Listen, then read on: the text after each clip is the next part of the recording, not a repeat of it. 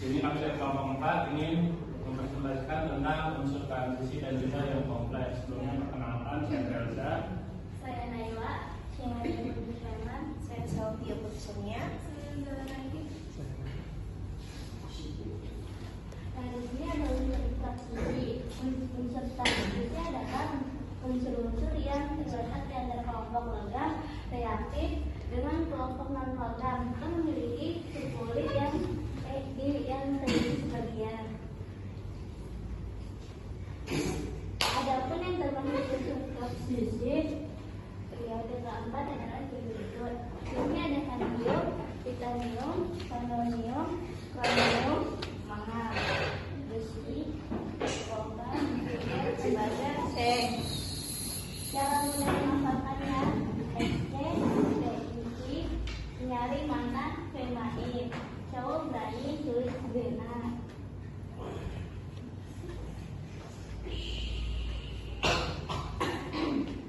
Nah, di sini ada unsurnya SC, nomor atomnya 21. Nilainya tidak berbarengan 1, TI 22. Konfigurasinya 14 HR, TI 2, 4S 2. Juga tidak berbarengan 2. S-nya 22, 18 HR, 3D 3, 4S 2. Bunga di perbedaannya 3, CR-nya 24, 18 HR, 3D 2, 4S. Bunga di perbedaannya 3, SM 25, 18 HR, 3D 5, 4S 2. Bunga di perbedaannya 5, KDN 25.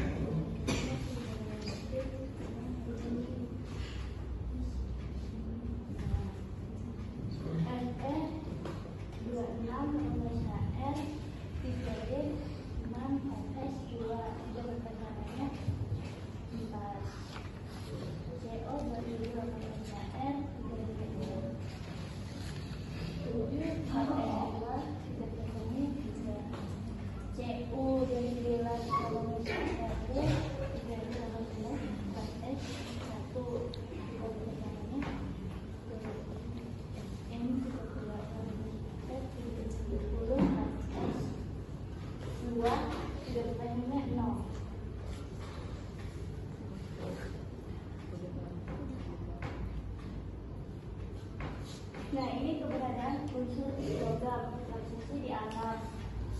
Tandium itu terutama terdapat pada mineral ronfenitil proses SN dan kemudian bentuk dasar adalah C203 logam nikel diperoleh sebagai produk samping kemudian uranium. Nah, vitaminnya merupakan unsur perusahaan 70 terbanyak di perabot bumi. PI-nya biasanya terdapat dalam bentuk mineral bromida, CO2 atau permanganate, PnCO3. Kuadrannya F terdapat perabot bumi dengan kadar 0,02. S terdapat pada mineral karbonat, S4 minor, aluminium, Bd3SO 4, CCl, dan karbonik K2SO plus 3H2. Aluminium Cl terdapat pada mineral folit, SF, Mg, ClO2. Keberadaan di alam. Mangan, Mn terutama terdapat pada pirolusit. MnO2, sirkumelan, BH, H202, Mn, HO10 dan kodokrosit, MnCO3 logam mana diekstraksi dari pirolusit. Besi Fe merupakan unsur kedua terbanyak di alam. Besi ditemukan dalam mineral hematit. Fe2, O3, Fe3, O4,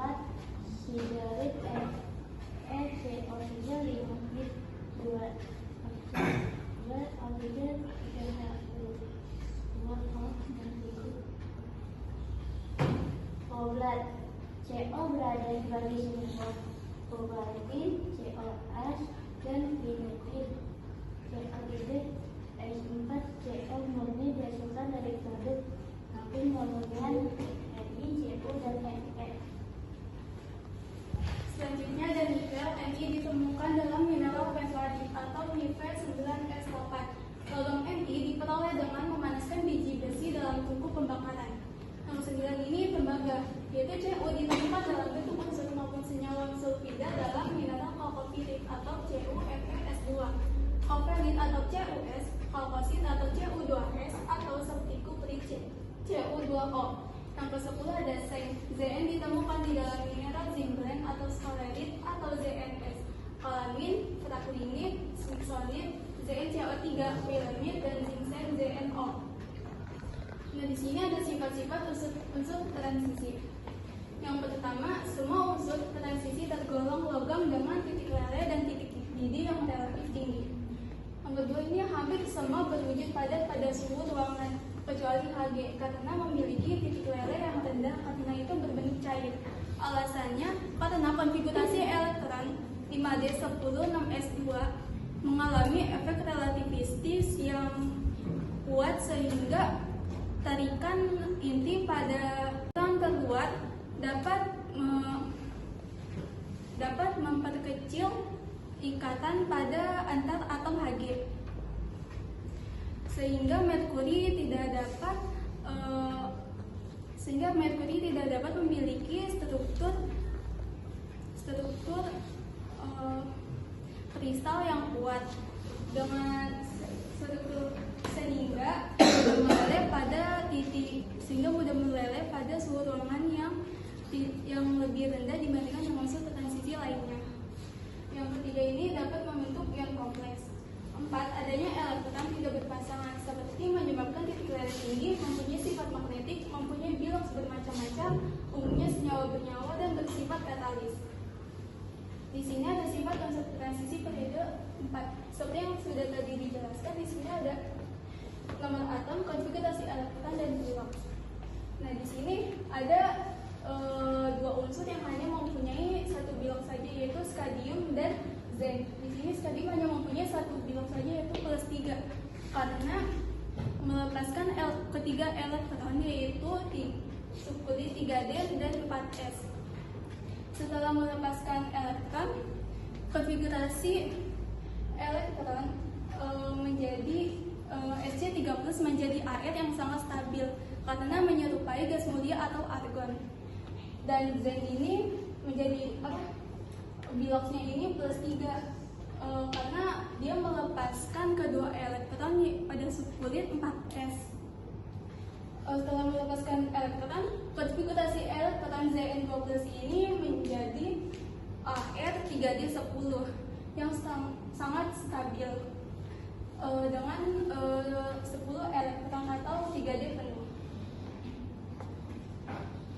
Di sini ada sifat magnetik unsur-unsur transisi periode 4. Di sini ada diamagnetik, paramagnetik, dan ferromagnetik.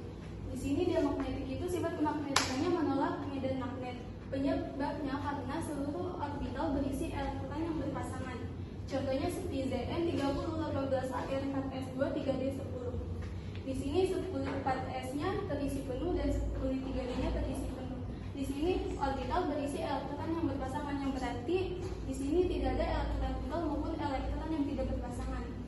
Yang kedua ini ada paramagnetik. Sifat kemagnetikannya sedikit tertarik medan magnet. Penyebabnya karena ada orbital berisi elektron yang tidak berpasangan.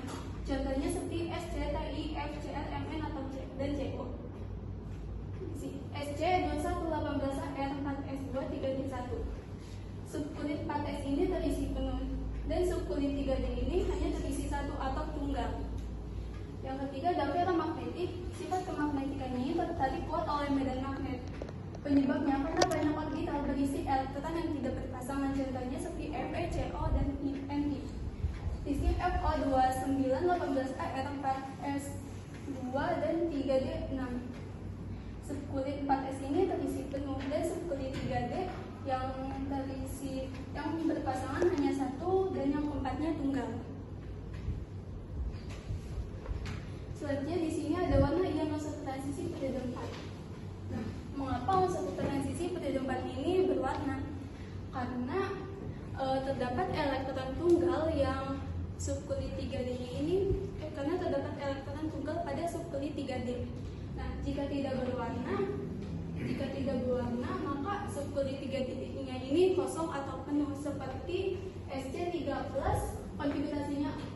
konfigurasi elektron ini 18An4S0 dan 3D0 yang tidak berwarna, dan Ti4+, konfigurasi elektronnya 18An4S0 3D0 tidak berwarna karena subkulit 3D-nya ini kosong.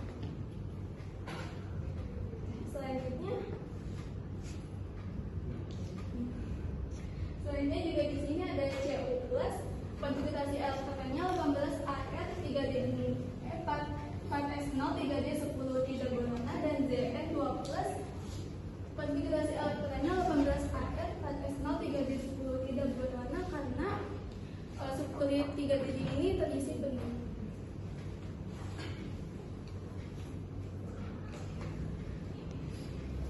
Mengapa bisa memiliki warna padahal subkulit D-nya ini kosong? Karena warna yang terjadi bukan karena transisi elektron dalam subkulit D, tetapi karena transfer muatan antar logam dan ligan atau ligan to metal charge transfer atau LMCT. Elektron dari ligan atau oksigen berpindah ke orbital kosong logam yang menghasilkan penyerapan cahaya pada panjang gelombang tertentu sehingga warna tampak muncul. Selanjutnya ada sifat kimia unsur-unsur transisi pada periode keempat. Nah, sifat kimia ini yang pertama ada kurang reaktif jika dibandingkan dengan logam alkali atau alkali tanah, sehingga relatif terhadap korosi atau perkaratan. Terus yang kedua, sebagian besar larut atau bereaksi dengan asam encer. Di sini ada contohnya yaitu sifat dari Ti, larutnya yaitu terhadap HCl panas dan HF. Terus vanadium larut terhadap HNO3, HF, H2SO4. Lalu ada Cr, Mn, dan Fe itu larut pada HCl encer dan juga H2SO4. CO larut pada HCl encer, Ni larut pada HCl encer dan juga H2SO4, dan yang terakhir Cu larut pada HNO3, H2SO4. Terus sifat reaktifannya gimana sih? Sifat reaktifannya itu yang Ti, V, dan juga Cr itu tahan korosi, lalu si Mn dan Fe itu reaktif terhadap. Terus yang ketiga ada CO, Ni, dan Cu juga tahan korosi sama seperti Ti, V, dan Cr. Lalu selanjutnya ada ion kompleks. Struktur ion kompleks itu yang pertama, ion kompleks terdiri dari suatu kation tunggal, biasanya ion logam transisi yang terikat langsung pada beberapa anion atau molekul netral. Jenis muatan ion ada kation tiba anion. Ikatan kimia antara ion pusat dan ligan adalah ion ikatan kovalen koordinasi, di mana pasangan elektron disumbangkan oleh ligan untuk dipakai bersama. Jumlah ikatan kovalen koordinasi atau jumlah ligan yang diikat ion pusat disebut dengan bilangan koordinasi. Sini ada contohnya. Yang pertama ada Fe Cn6 3-. Nah, ini kan anion udah ketahuan karena ini ada 3-nya kan. Terus ion pusatnya ada di Fe karena dari Cn ini tanda panahnya menuju ke Fe semua. Ligannya itu ada Cn. Terus bilangan koordinasinya ada 6, yaitu terdiri dari 1, 2, 3, 4, 5, 6. Nah, yang kedua ada Cu Na3 4, 2+. Nah, itu kation karena muatan dari soalnya itu 2+. Terus yang pusatnya ada di Cu, ligannya ada di Na3, dan bilangan koordinasinya ada 4, 2, 3, 4.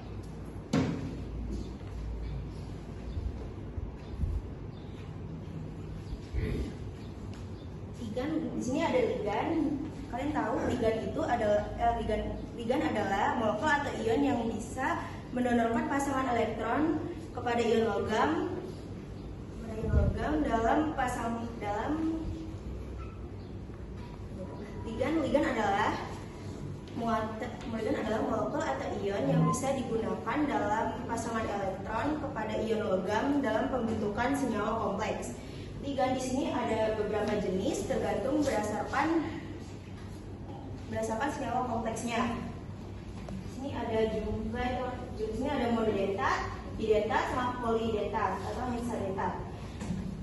Monodentat di sini jumlah elektron yang disumbangkan yaitu dari satu fasa, Contohnya H2O sama dengan aqua, NH3 sama dengan amin, F- sama dengan fluoro, Cl- sama dengan fluoro, OH- sama dengan hidrokso, Cn- sama dengan cyano, SCN- sama dengan tiosianato, CO32- sama dengan karbonata, C2O42- sama dengan oksalato, SO42- sama dengan sulfato. Di sini bidentat, jumlah elektron yang disumbangkan itu ada 2 pasang. Contohnya H2N-CH2, min CH2, min NH2. Etilen diaminnya atau N, CH3-nya CH3 min C sama dengan NaOH. Di sini CH2 min C sama dengan NaOH, dimetil dioksin sama dengan DMG. Kalau dentat atau eksidentat, jumlah elektron disumbangkan lebih dari 2 pasang. Contohnya etilenadiaminater asetat atau ETA. Di sini ada tata nama ion kompleksnya. Susunannya jumlah ligan, nama ion pusat, bilangan oksidasi, sama ion pusat. Jumlah ligan yang sama diberi awalan 1 sama dengan mono, 2 sama dengan di, 3 sama dengan tri, 4 sama dengan tetra, 5 sama dengan penta, 6 sama dengan heksa, dan khusus untuk ligan bukan unidentat diberi awalan 2 sama dengan bis, 3 sama dengan tris, 4 sama dengan tetratis, dan seterusnya. Jika ligan lebih dari 1 macam, penamaan ligan disesuaikan dengan urutan abjad. Untuk cation kompleks, nama ion pusat menggunakan bahasa Indonesia, sedangkan anion ion pusat menggunakan bahasa Latin dengan akhiran -at. Setelah nama ion pusat harus diberi bilangan oksidasi atau valensi menggunakan angka Romawi dalam tanda huruf. Di sini ada ion pusatnya. SC, nama sebagai kationnya scandium, nama sebagai anionnya skandar, ion pusatnya. Yang kedua, Ti, titanium, nama sebagai kationnya titanium, nama sebagai anionnya titanat. Yang ketiga ada V, vanadium, nama sebagai kationnya vanadium, nama sebagai anionnya vanadat. Yang keempat Cr, nama sebagai kationnya krom, nama sebagai anionnya kromat. Mn, mangan, manganat. Fe, sama nama sebagai kationnya besi, nama sebagai anionnya manganat. Nama sebagai anionnya ferat. Ceos, nama sebagai kationnya konal, nama sebagai anionnya kobaltat. Yang ke-8 Ni sebagai nikel, nama sebagai kationnya, nama sebagai anionnya nikelat. Sini lagi Cu, nama sebagai kationnya tembaga, nama sebagai anionnya putrat. Terus Dn, nama sebagai kationnya seng atau zinc, nama sebagai anionnya zinkat. Hg, nama sebagai kationnya raksa, nama sebagai anion hidragiat. Terus Ag, nama sebagai kationnya perak, nama sebagai anionnya argentat. Terus Pt, nama sebagai kationnya platina, nama sebagai anionnya platina. Terus juga Au, emas, nama sebagai kationnya emas, nama sebagai anionnya aurat.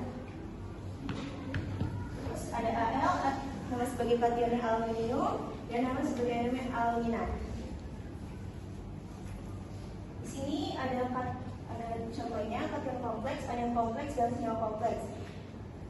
Di sini kation kompleksnya terdiri dari kation kompleks terdiri dari ion positif yang memiliki ligan dan terpusat dan terikat oleh ion pusat. Yang kedua, anion kompleks ini terdiri dari ion negatif, penamaannya sama seperti kation kompleks, dia itu tandanya negatif. Senyawa kompleks ini terdiri dari ion kompleks, dia merupakan gabungan dari ion lain yang membentuk senyawa netral. Selanjutnya ada penggunaan unsur transisi periode keempat. Scandium kegunaannya sebagai komponen dalam lampu berintensitas tinggi. Titanium pembuatan mesin turbin, pesawat terbang, dan peralatan kelautan. Titanium dioksida pembuatan sabun, cat, porselin, plastik, kertas, kosmetik. Vanadium pembuatan peralatan yang tahan getaran. Vanadium pentaoksida katalis pada pembuatan asam sulfat. Krom paduan logam untuk stainless steel 18% dan nikrom 15%. melapisi logam lain agar tahan karat. Mangan paduan logam untuk membuat baja, batu wali, elektrolit pada batu baterai. Scandium, oksidator pengisi baterai, sel volta, pembuatan mesin jahit, mesin jet, mesin turbin gas, katalis pengobatan kanker. Titanium, paduan logam tahan karat, katalis reaksi dehidrogenase.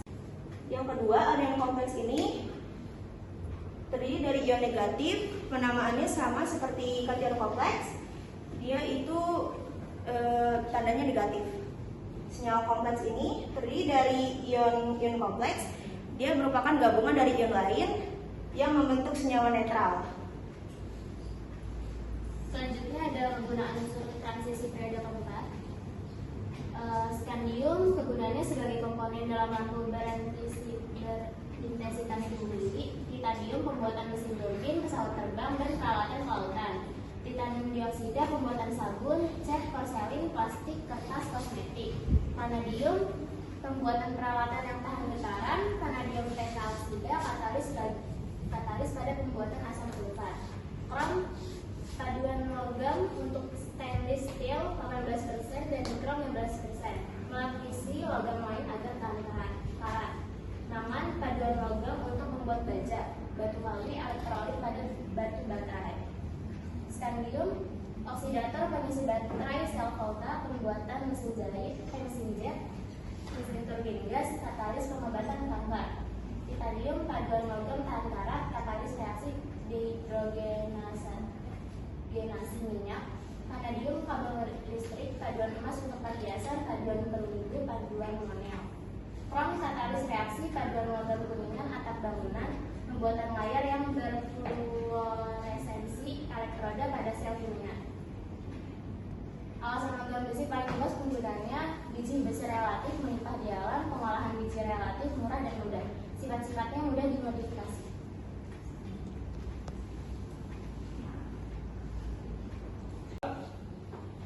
Oke, sekian dari kami. Apakah ada yang ingin bertanya?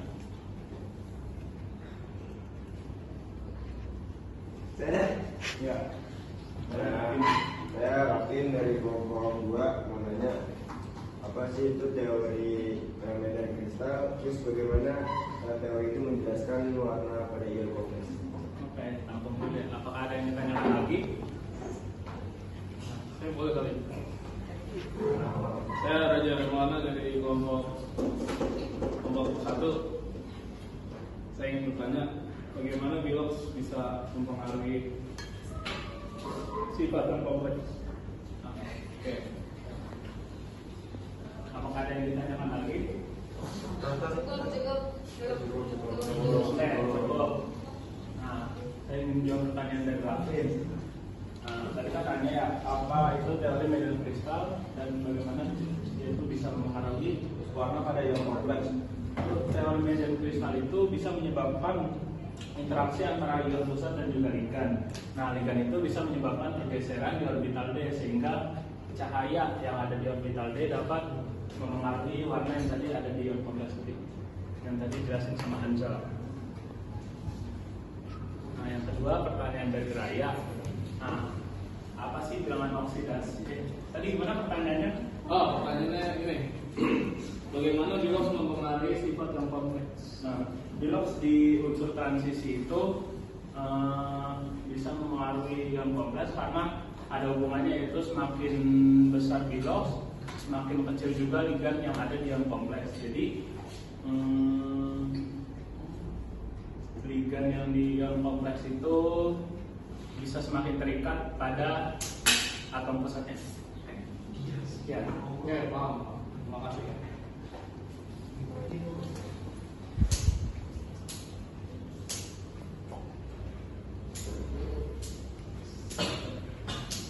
Jika tidak ada ditanyakan lagi, sekian presentasi dari kami. Mohon maaf bila ada kesalahan. Wassalamualaikum warahmatullahi wabarakatuh.